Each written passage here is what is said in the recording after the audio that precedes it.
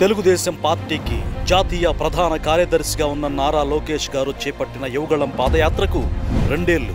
ఇది మామూలు పాదయాత్ర కాదు, చారిత్రాత్మక పాదయాత్ర.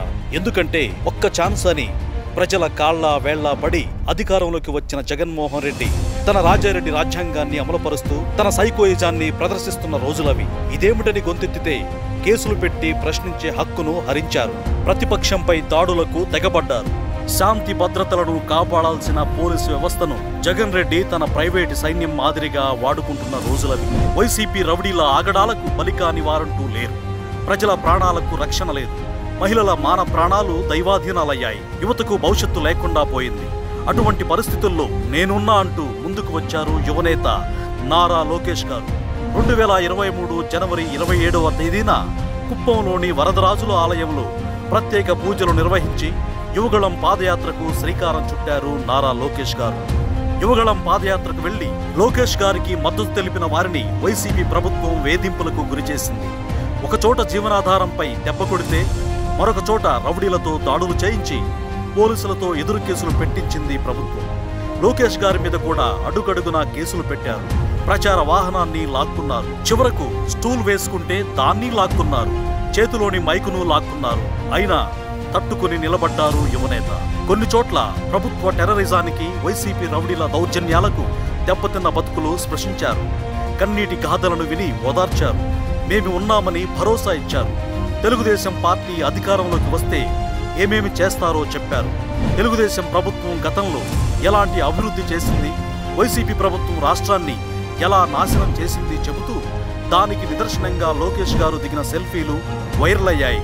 పోలీసులు ఎలాగూ తనను మాట్లాడనివ్వడం లేదు కాబట్టి 1000 మాటలతో చెప్పలేనిదంతా ఒక్క సెల్ఫీతో చెప్పేస్తూ వెళ్లారు లోకేష్ గారు.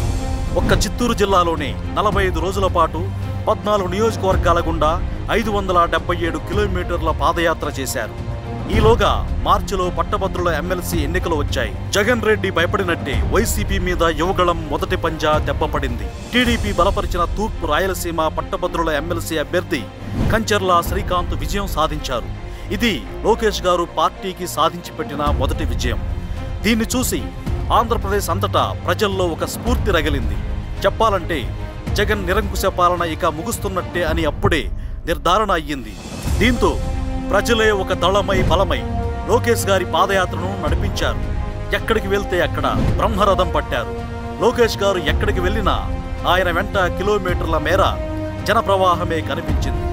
ఏప్రిల్ నెలాఖరున ఎమ్మినగూరు నియోజకవర్గంలో వర్షంలోనే పాదయాత్ర కొనసాగించారు లోకేష్ గారు. అలా రాయలసీమ ప్రాంతంలో 124 రోజుల పాటు 44 అసెంబ్లీ నియోజకవర్గాల్లో 1587 కిలోమీటర్ల పాదయాత్ర చేసిన అనంతరం సీమ ప్రజల కష్టాలను కళ్లారా చూసి వారి సమస్యలను విని సీమ ప్రజల సమస్యలకు చిత్తశుద్ధితో పరిష్కరించాలని వెతికారు లోకేష్ గారు. ఫలితంగా కడప రాజరాజేశ్వరి కళ్యాణ మండపం వద్ద రాయలసీమ నలుమూలల నుంచి పెద్ద ఎత్తున తరలి వచ్చిన మేధావులు, రాజకీయ నాయకులు ప్రజల మధ్య మిషన్ రాయలసీమ డిక్లరేషన్ను ప్రకటించారు.